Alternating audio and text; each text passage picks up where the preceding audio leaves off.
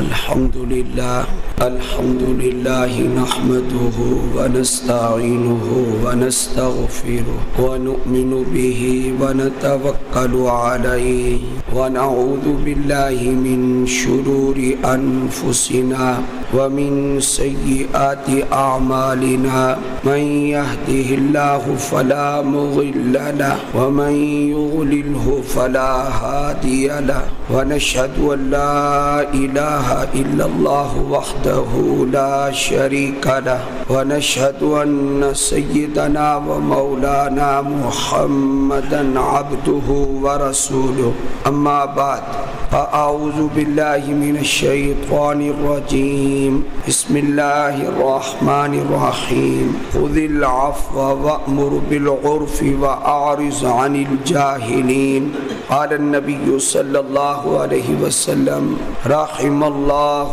رجلا سمحا إذا باع وإذا اشترى وإذا اقتضى صدق الله العظيم وصدق رسوله النبي الكريم اللهم صل على محمد وعلى آل محمد كما صليت على إبراهيم وعلى آل إبراهيم إنك حميد مجيد اللهم بارك على محمد وعلى آل محمد كما باركت على إبراهيم وعلى آل إبراهيم إنك حميد مجيد۔ اسلام میں ایک صفت ایسی ہے جو اللہ تعالیٰ کو بہت پسند ہے، اس کو عربی میں سماحت کہتے ہیں اور اس کا ترجمہ اور اس کا مفہوم ہے فراخی، مزاج کی، طبیعت کی فراخی۔ اور اس کے بارے میں قرآن مجید میں اور حدیث پاک میں بہت سارے اللہ اور اللہ کے رسول صلی اللہ علیہ وآلہ وسلم کے ارشادات موجود ہیں۔ سورہ اعراف کا آخری رکوع ہے، اس میں اللہ تعالیٰ نے حکم دیا نبی علیہ السلام کو خذ العفو، آپ عفو کو اختیار فرمائیں۔ اب عفو کا معنی کیا ہوتا ہے؟ معاف کرنا۔ لوگ طرح طرح سے پیش آئیں گے لیکن آپ کا اخلاق اونچا ہونا چاہیے اور آپ اس عفو کو اختیار فرمائیں۔ ان کی تقصیرات اور ان کی جو کوتاہیاں ہیں اس سے آپ درگزر فرمائیں۔ یہ بھی اللہ کا فرمان فراخی اختیار کرنے کا حکم دے رہا ہے کہ طبیعت اور مزاج میں فراخی پیدا کرو۔ وَأْمُرْ بِالْعُرْفِ، اور آپ نیکی کا حکم دیں۔ وَأَعْرِضْ عَنِ الْجَاهِلِينَ، اب لوگ تو دنیا میں طرح طرح کے ہیں۔ اب ایک آدمی عالم ہے تو وہ یہ چاہے کہ لوگ میرے ساتھ گفتگو کریں تو سلجھی ہوئی گفتگو کریں، یا ایک ڈاکٹر ہے اور وہ کہے کہ لوگ تہذیب کے ساتھ میرے ساتھ گفتگو کریں، یا ایک انجینئر ہے اور وہ یہ کہے کہ لوگ میرے ساتھ ایک حساب سے گفتگو کریں، ایک سائنسدان ہے وہ یہ کہے کہ لوگ اچھی گفتگو کریں۔ اب لوگوں کو، سب لوگوں کو تو سکھا نہیں سکتے کہ آپ ایسی گفتگو کریں، ایسی نہ کریں، آپ یہ معاملہ کریں، یہ معاملہ نہ کریں۔ اس وقت جب قرآن اتر رہا تھا تو جاہل لوگ حضور اکرم صلی اللہ علیہ وآلہ وسلم کے ساتھ طرح طرح کی باتیں کیا کرتے تھے، ایسی ایسی بات بھی کر لیتے تھے جو آپ علیہ السلام کو تکلیف دہ ہوتی تھی، تکلیف پہنچاتی تھی، لیکن آپ علیہ السلام فراخی کا ثبوت دیتے اور درگزر فرما دیتے۔ باقی جو کچھ جاہل ناواقف لوگ آپ کے ساتھ کریں، بد تہذیبی کریں، بد کلامی کریں، وَآرِضْ عَنِ الْجَاهِلِينَ، جاہلوں سے آپ کیا کر لیں؟ اعراض کر لیں۔ ہر بندہ اپنے مزاج میں فراخی پیدا کرے۔ میں اپنی ایک بات بتا دیتا ہوں، ایک آدمی ایک مسئلہ پوچھ رہا ہے، اس کے مسئلے بیان کرنے میں توجہ کرنی ہوتی ہے، یہ کیا پوچھ رہا ہے، اس کا حکم کیا ہے۔ اب ادھر گفتگو میں ماہر ہیں اور ایک آدمی درمیان میں آ کر کہتے ہیں السلام علیکم، وہ سلسلہ گفتگو ٹوٹ گیا۔ اب اس کو پہلے سلام کا جواب دیں گے، خیر خیریت اس سے پوچھیں گے، دوسرا آدمی کھڑا ہے، اب اس کو تو کوئی نہیں سمجھا سکتا کہ اس وقت آپ چلے جائیں دوسرے وقت میں سلام ہو سکتا ہے، آنا جانا تو لگا رہتا ہے مسجد میں، لیکن اب یہ تعلیم کہاں تک کس کس کو دی جائے؟ اللہ کے نبی صلی اللہ علیہ وآلہ وسلم کو کس قدر جاہل لوگوں کا سامنا تھا، وَإِذَا خَاطَبَهُمُ الْجَاهِلُونَ قَالُوا سَلَامًا، اس لیے بندہ لوگوں کو نہ سمجھائے، لوگوں کی امید نہ رکھے کہ لوگ سمجھیں گے، بلکہ اللہ نے فرمایا تم اپنے مزاج میں کیا پیدا کرو؟ فراخی پیدا کرو، تم لوگوں کو برداشت کرو، لوگوں کے رویے میں اور ان کے طرز میں تو تبدیلی نہیں آئے گی، لیکن آپ اپنے مزاج میں فراخی پیدا فرمائیں۔ یہ حکم ہے قرآن کریم کا، حدیث پاک میں بھی ہے، قرآن کریم کی ایک اور آیت بھی ہے، وَأَن تَعْفُوا أَقْرَبُ لِلتَّقْوَىٰ، تم معاف کرو یہ تقویٰ کے بہت زیادہ قریب ہے، معاف کرنا، وَلَا تَنْسَوُا الْفَضْلَ بَيْنَكُمْ إِنَّ اللَّهَ بِمَا تَعْمَلُونَ بَصِيرٌ، اور اپنے درمیان میں ایک دوسرے پر فضل کرنا نہ بھولنا۔ تو اب قرآن مجید کس چیز کی تعلیم دے رہا ہے؟ فراخی کی تعلیم دے رہا ہے۔ اب ہوتا یہ ہے کہ ہم یہ چاہتے ہیں کہ ہمیں تو برداشت کیا جائے، ہم لوگوں کو برداشت نہ کریں، برداشت کرنے کے لیے تیار نہیں ہیں، یہ تعلیم نہیں ہے، بلکہ تعلیم یہ ہے کہ آپ برداشت کریں، آپ فراخی پیدا کریں۔ جو طبیعت کا فراخ ہوگا اس کے ہر معاملے میں فراخی نظر آئے گی اور آسانی نظر آئے گی، سہولت نظر آئے گی۔ اس کے لیے بخاری مسلم کی حدیث ہے، حضرت عقبہ بن عامر رضی اللہ تعالی عنہ اور حضرت ابو مسعود الانصاری رضی اللہ تعالی عنہ، یہ دونوں صحابی کہتے ہیں کہ ہم نے یہ حدیث سنی آپ علیہ الصلوۃ والسلام کے دہن مبارک سے، یہ حدیث پاک ہم نے سنی ہے جو آپ حضرات کو اب میں بیان کر رہا ہوں۔ اُتِیَ اللَّهُ بِعَبْدٍ، اللہ کے حضور ایک بندے کو پیش کیا گیا، اللہ تعالیٰ نے فرمایا اے میرے بندے تو یہ بتا کہ تو نے کیا عمل کیا۔ اس حدیث پاک میں یہ بھی آتا ہے وَلَا يَكْتُمُونَ اللَّهَ حَدِيثًا، کہ اللہ جب پوچھے گا تو کوئی بندہ اللہ کے سامنے کوئی بات چھپا نہیں سکے گا۔ جج کے سامنے، دنیا کا جج آپ چھپا سکتے ہیں، وکیل کے سامنے چھپا سکتے ہیں، تھانے دار کے سامنے چھپا سکتے ہیں، لیکن اللہ کے سامنے ایک بات بھی کوئی نہیں چھپا سکے گا جب اللہ پوچھے گا۔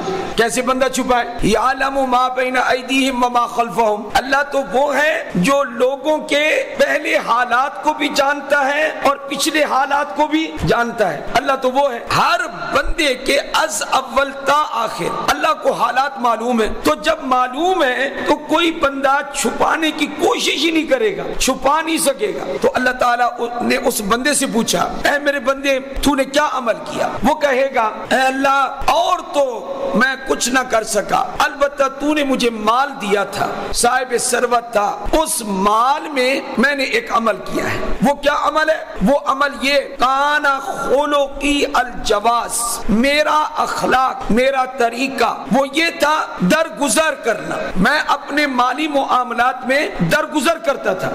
اس کی تفسیر آگے حدیث میں موجود ہے، وہ یہ کہ جو تنگ دست ہوتا تھا میں اس کو معاف کر دیتا، جو مالدار ہوتا تھا میں اس کو مہلت دے دیتا۔ تو لوگوں کے ساتھ مالی معاملات میں میں نرمی اختیار کرتا تھا۔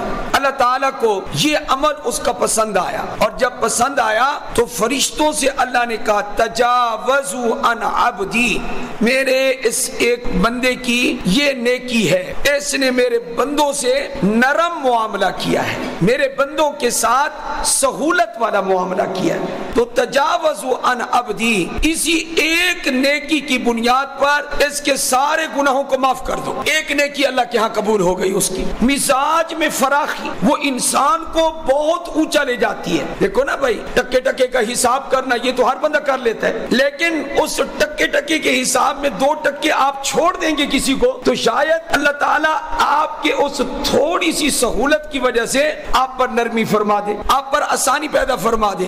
اس لیے ہمیں حکم ہے کہ آپ اپنے معاملات میں نرمی اختیار کریں۔ ایک حدیث پاک میں بڑی عجیب دعا ہے، دعا کوئی لمبی چوڑی نہیں ہے کہ شاید آج کل لفظ دعا بولو تو سوچنے لگ جاتے ہیں کہ کوئی ایسی دعا بتانے لگے ہوں گے جو ہم پڑھیں گے، ادھر پڑھیں گے ادھر فٹ کام ہو جائے گا۔ یہ دعا میں نہیں بتا رہا، میں کوئی اور دعا بتا رہا ہوں۔ اس دعا کی طرف توجہ کریں، کتنی بڑی دعا ہے اور وہ دعا کس نے دی ہے پوری امت میں، جو بندہ بھی یہ کام کر لے تو دعا کس نے دی ہے؟ دعا دی ہے اللہ کے نبی نے صلی اللہ علیہ وسلم۔ وہ دعا کیا ہے؟ رحم اللہ رجلا سمحا، آپ علیہ السلام نے فرمایا اللہ رحم کرے اس پر جس کے مزاج میں فراخی ہو، ہر وقت لوگوں کی گرفت میں نہ لگا رہے۔ یہ کب کب فراخی کرے؟ فرمایا اذا باع و اذا اشترى و اذا اقتضى، جب کوئی شے بیچے اس وقت بھی فراخی اختیار کرے،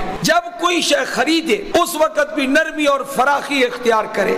وَإِذَا اقْتَضَى، اگر کسی سے دین لینا ہے، قرض لینا ہے تو اس قرض کی وصولی میں بھی نرمی اختیار کرے۔ تو اللہ کے نبی نے فرمایا ایسے فراخ مزاج بندے پر میری دعا ہے اللہ اس پر رحم کرے۔ حضور نے دعا فرمائی ہے صلی اللہ علیہ وآلہ وسلم۔ لوگ ہم سے بھی دعا کرواتے ہیں، کہتے ہیں مولوی صاحب دعا کر دو، ہم بھی دعا کر دیتے ہیں، لیکن آپ یہ کہیں مولوی صاحب پورے دنیا کے علماء دعا کریں، اولیاء دعا کریں، سارے حاجی دعا کریں، سارے عمرے والے دعا کریں، ان سب کی دعا کہاں اور میرے نبی کی دعا کہاں صلی اللہ علیہ وآلہ وسلم؟ اس نرم مزاج بندے کے لیے اللہ کے نبی کی دعا ہے، اور اس میں علماء نے ایک راز لکھا ہے، راز بڑا زبردست ہے۔ وہ یہ ہے کہ آپ بیچتے وقت تھوڑا سا جھکتا آپ تول کر دے دیں، وہ بندہ اگلا خوش ہو جائے گا، دیکھو بھئی اس کا ہاتھ بڑا فراخ ہے اور اس کے دینے میں برکت ہے۔ خریدتے وقت آپ نے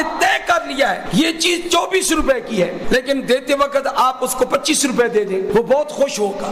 میرے دل پہ اثر ہوا کہ دیکھو تھوڑی سی فراخی کرنے سے بندوں کی انسان کو دعا نصیب ہو جاتی ہے، اس لیے فرمایا مزاج میں کیا پیدا کریں؟ آپ فراخی پیدا کریں۔ حکیم سعید ہمدرد کا بانی مرحوم، اس کا اپنا واقعہ میں نے کتاب میں پڑھا کہ میں نے سب سے پہلے کوئٹہ میں اپنا مطب کھولا، میں نے اپنے مطب کو شیشہ لگوایا کہ باہر بھی لوگ نظر آئے۔ میرے اس مطب میں ایک بوڑھیا بھی آ گئی، اس بوڑھیا کے علاج کے ادویات کے اخراجات تھے، مہنگی دوائیاں تھیں، 1500 روپے بنتے تھے، 1500 اس وقت کی۔ تو کہتے ہیں کہ میں نے کہا کہ 1500 روپے بنتے، اس بوڑھیا نے کہا میرے پاس 1500 کہاں سے آئے، میں تو نہیں دے سکتی 1500۔ تو کہتے ہیں میں نے اس کو کہا ٹھیک ہے تو جا۔ کہتے ہیں کہ وہ دوائیاں لے کے باہر نکلی اور وہ میرے مطلب سے باہر نکل کے اس نے وہیں کھڑے ہو کے دعا دی، اور کہتے ہیں میں اندر سے اس کو دیکھ رہا تھا کہ باہر یہ کھڑی ہوئی اماں دعا دے رہی ہے۔ تو کہتے ہیں اس کے بعد اللہ نے میرے کام میں جو برکت ڈالی وہ آپ دیکھ لیں، وہ دنیا سے چلا گیا، آج بھی ہمدرد موجود ہے، آج بھی قائم ہے۔ تو میرے بھائیوں طبیعت میں تھوڑی سی فراخی پیدا کرنی پڑتی ہے، جب بندوں کے ساتھ بندہ فراخی کرتا ہے تو پھر بندے کے ساتھ اللہ فراخی کرتا ہے۔ اس پر میں آپ کو ایک خود انہی الفاظ سے حدیث موجود ہے، یسمح لک، اللہ کے نبی صلی اللہ علیہ وآلہ وسلم نے فرمایا کہ تم فراخی کرو، مزاج کو کھلا رکھو، یسمح لک، تیرے لیے بھی فراخی کی جائے گی۔ جیسے اس سے ملتی جلتی حدیث ہے، فرمایا انفق یا ابن آدم انفق علیک، اے آدم کی اولاد تم اپنی حیثیت سے خرچ کرو، لوگوں کی مدد کرو، تعاون کرو، انفق علیک، اللہ کہتا ہے کہ میں اپنی حیثیت کے مطابق تمہارے اوپر خرچ کروں گا۔ یہ حدیث قدسی ہے، قرآن کی آیت بھی ہے، وما انفقتم من شیء فهو یخلف۔ آج کل لوگوں میں یہ بات آ گئی ہے ہم تو بھائی ایک پیسہ بھی نہیں چھوڑتے، ہم تو بھائی مجال ہے کہ حساب خراب کر دیں، ہم تو ٹائٹ حساب رکھتے ہیں۔ ہم میرا بھائی آپ کسی کا کھائیں نہ، لیکن یہ کھائیں گے آپ کسی کا وہ نقصان دہ ہوگا، لیکن مزاج میں فراخی کرنے میں آپ کو لوگوں کی دعائیں ملے گی اور آپ کو برکت ملے گی۔ وآخر دعوانا ان الحمدللہ رب العالمین۔